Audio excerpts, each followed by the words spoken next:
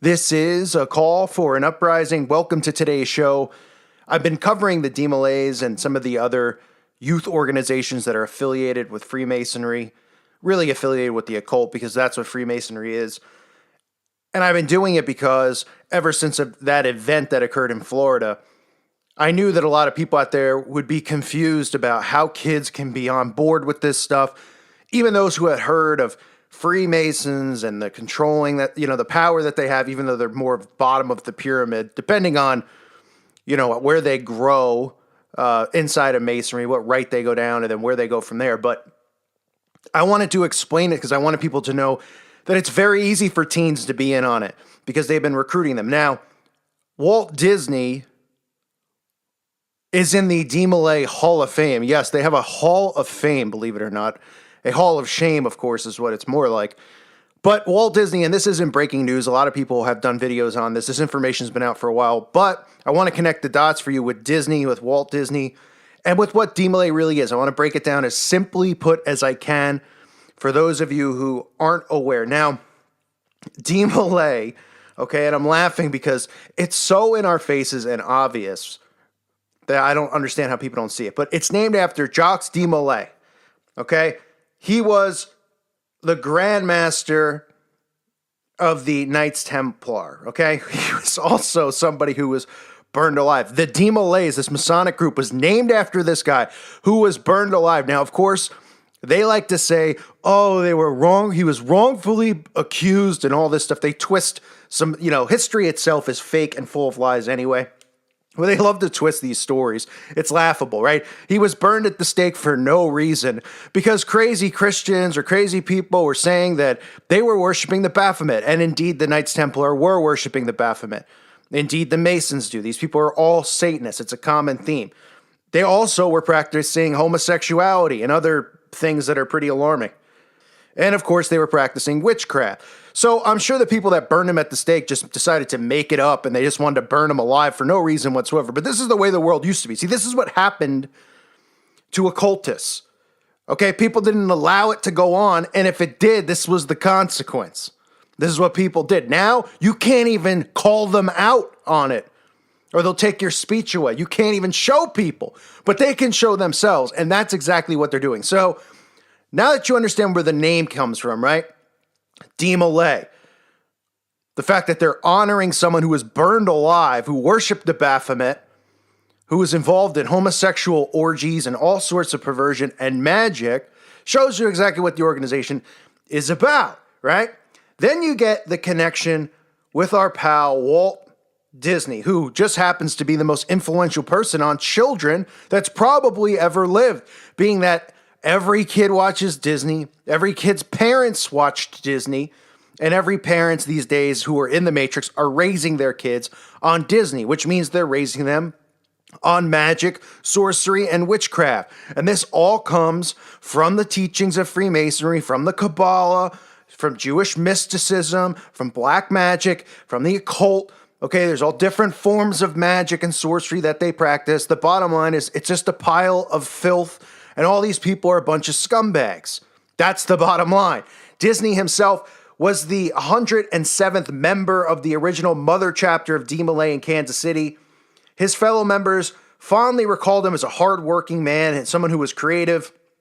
Disney was proud of his participation in DeMolay. In fact, he sported a DeMolay ring until the 1940s. Disney's pride in DeMolay remained with him his entire life. He attributed his life and business success as a direct involvement with the organization.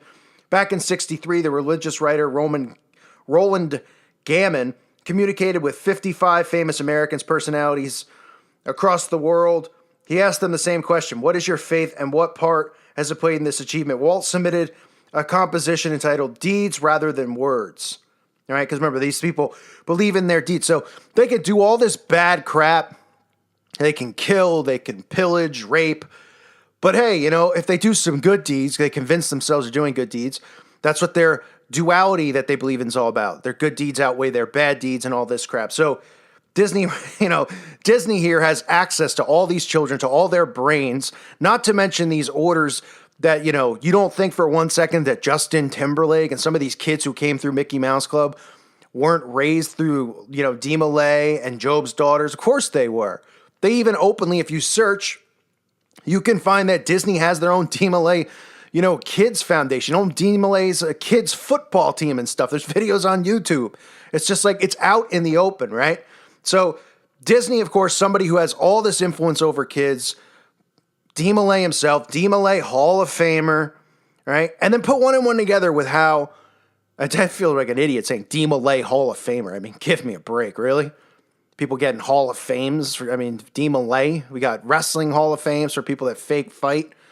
I mean, what's next? Really? Jeez.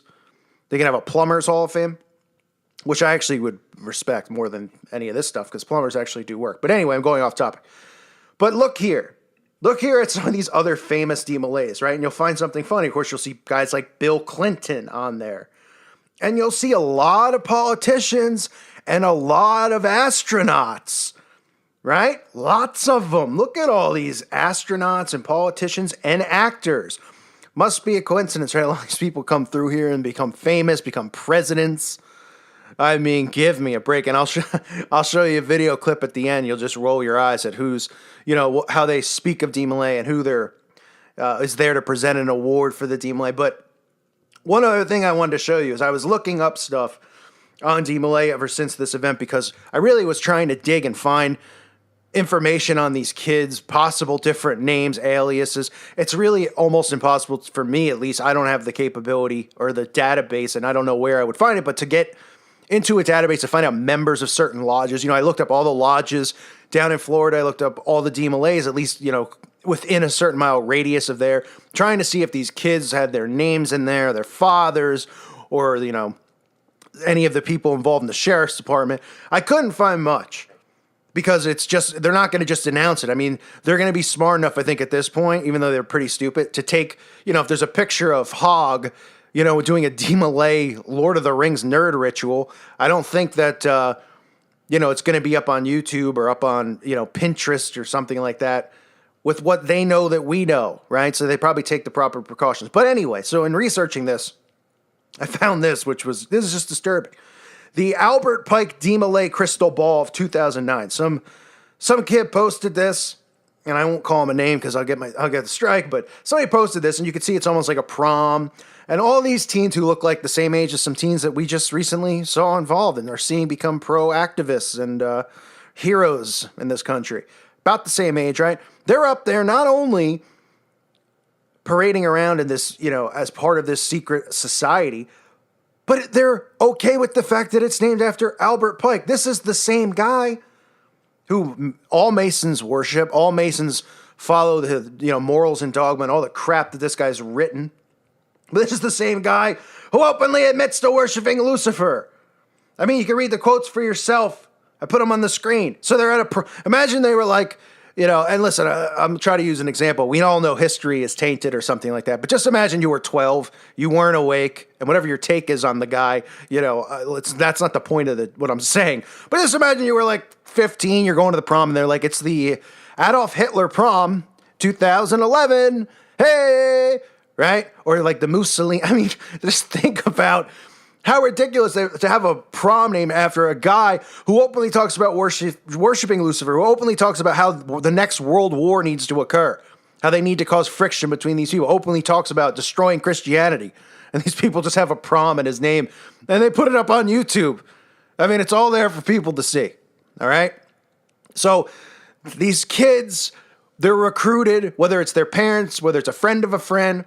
This is how it happens. This is how they network. This is how you get kids on board. It's not hard to think. People go, well, I mean, how could everybody be in on? How can this person? Just remember the video I did yesterday about the destruction of a certain building down there in Florida.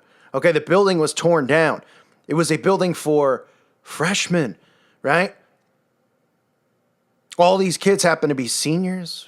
I guess they were all real close friends with freshmen, which doesn't sound weird. I'm not saying that it's out of the realm of possibility that somebody's sister or brother could have been one of them or something like that.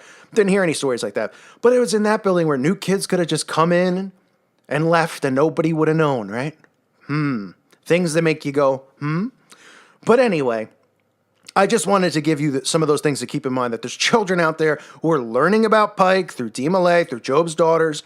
You'll see them troll in the comment section. They're pathetic trolls. They think that by coming here and psychologically trying to say stuff to me like, you're a horrible person, I'm going to flag your channel. Like, I give a crap, because I could psychologically destroy these people if they really wanted to. I could care less. I love conflict. I don't care. You can come here and say something about my mother. I don't care.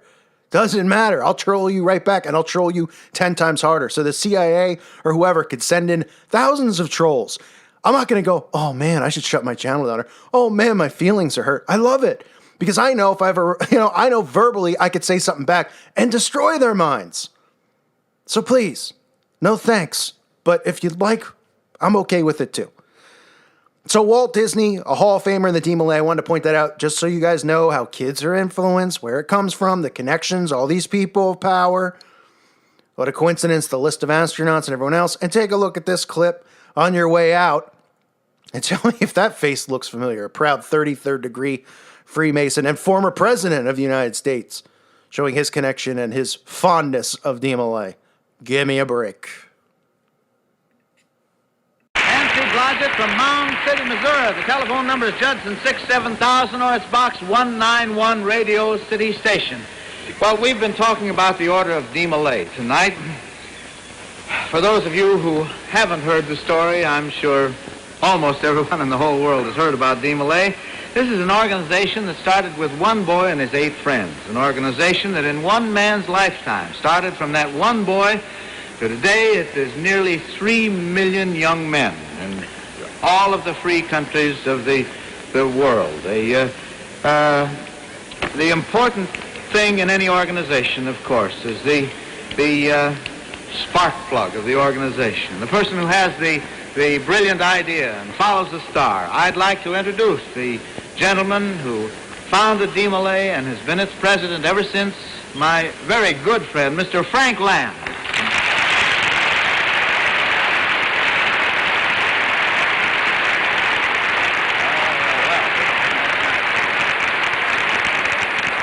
Ted, it's a great privilege to have you back here in Kansas City again and doing this wonderful work for Dee Millay that you've done once before. We owe you a tremendous debt of gratitude. And in fact, the entire Dee Millay movement throughout the world tonight is more or less looking in on this telecast that we're now witnessing. Ted, Kansas City has produced some great leaders. We have a lovely city, as you've indicated. But I would like to present to you and to your television audience and those in this huge auditorium Missouri's most distinguished citizen, the Honorary Grand Master of Dee Millay, and a member of its executive committee, who has come here for the purpose of making a presentation to you on behalf of the Dee Millay boys of the entire world. I take great pleasure in presenting to you the former president, President Truman.